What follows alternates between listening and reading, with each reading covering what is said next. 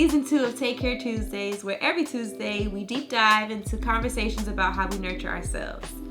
My name is Dennii, and I like to think of myself as a self-care enthusiast.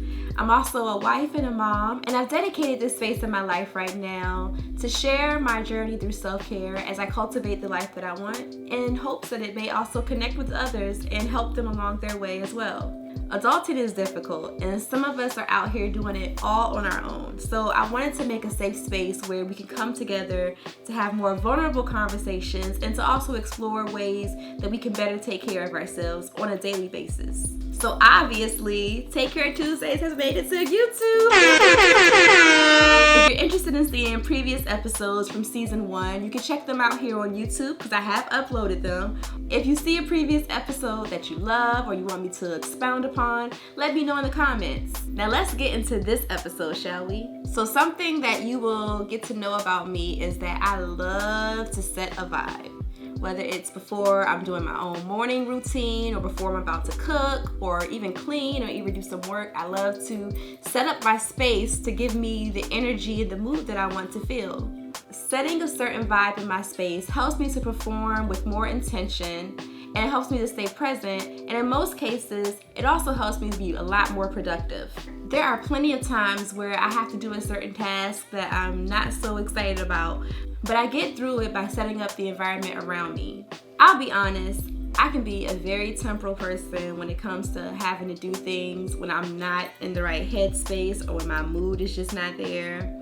But I don't really have time for that in my life right now because I got things that I'm trying to do. And not only that, but I get tired of feeling like I have to wait for certain things in my life to happen in order for me to feel how I want to feel in life, period. So with that realization, I decided that I wanted to make everything in my life a vibe. What I mean by that is that I try to curate my day so that I can feel good with all of the things that I have within my control. We've all at one point daydreamed about a life that wasn't currently our own.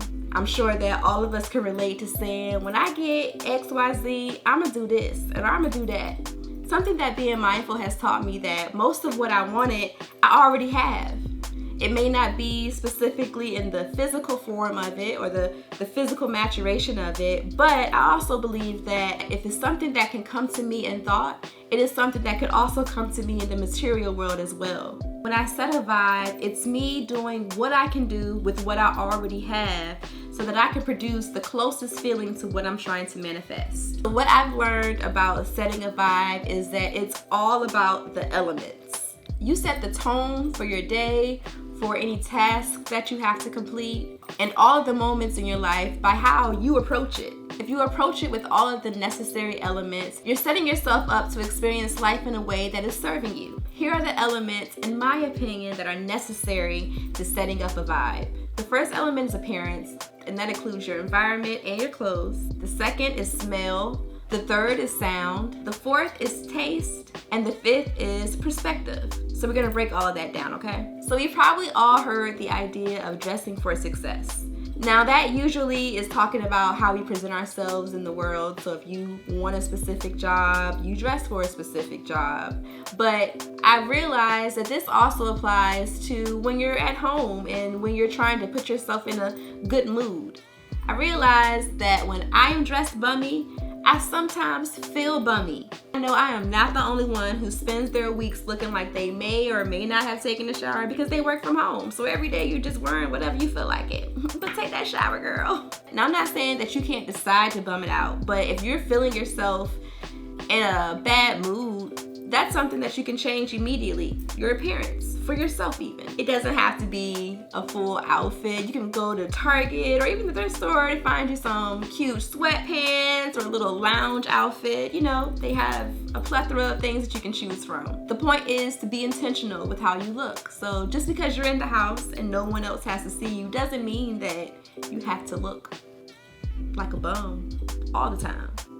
Another important part in appearance is also the environment that you're in. The very first thing that I do when I wake up is I open up the blinds to let the sun and the light into the house.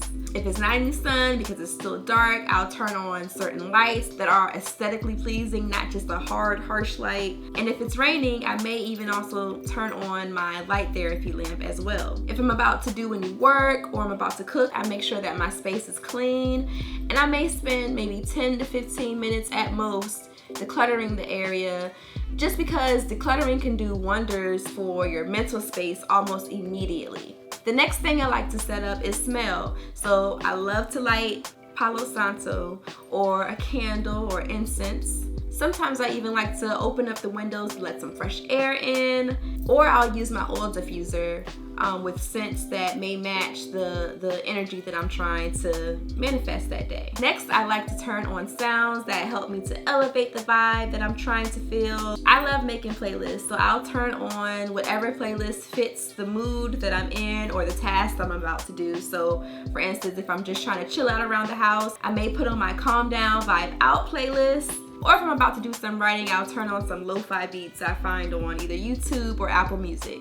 On most cases, taste always solidifies the mood that I'm trying to feel. So if it's early in the morning, I'll have my favorite chai tea latte, or if I'm about to cook something for my family, I'll make me a little cocktail or a mocktail like this one. And if I'm cleaning or working out, I'll have some nice cold water or even a smoothie waiting for me as well. Lastly, but most importantly, I try to decide on the perspective that is going to best serve me. Sometimes we get so caught up in what we don't have that we don't take the time to honor the things that we actually do have. Replacing the mindset of scarcity and lack with gratefulness always is a sure way to feel like you have everything that you need, because you already do. It's honestly the mindset shift that does all of the work with setting your vibe. You are experiencing life exactly the way that your mind is telling you to. Of course, this may not apply with every situation, but there are many times where the only problem that we're facing is the way that we're viewing it. Be intentional with your thoughts and focus on the vibe that you want as opposed to what you may be feeling at the time. Note to all of my procrastinators out there, setting the vibe is not supposed to be a way for us to procrastinate any further. You definitely don't want to make this a thing that you become so dependent on the specifics of the ritual that you can't perform or handle the business that needs to be taken care of. This is not another way for you to procrastinate, but a way to help you actually produce more. Okay, so here's our self-care action plan for the week. Pick one task that you have to do often. It can be something that you enjoy doing or something that you don't enjoy doing, but I want you to make a vibe routine around it. So take all of the elements that I just mentioned, or maybe one or two of those, add into the mix of whatever the task that you have to do, and see how you feel. See how it helps you to produce in that task. Use the elements that I mentioned or make it your own. Do this for one task a day. So here's an example of what I mean. If you have to cook breakfast for your family, make it like a whole brunch that you would get at a restaurant. So you can set up the table, you can make you a mimosa, cook the food like a restaurant did it. Or maybe when you take your shower or bath after a long workout, really vibe out that shower or that bath. Use some Epsom salt, get you some eucalyptus to hang in the shower. You can use some essential oils, just make it a vibe. Turn on your little playlist, just anything that's gonna vibe out that shower experience for you.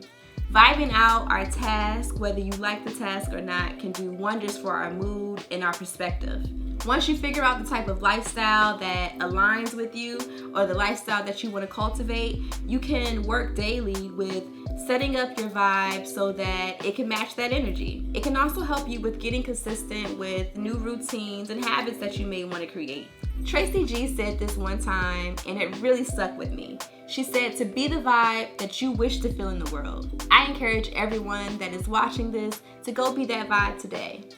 Until next time, take care.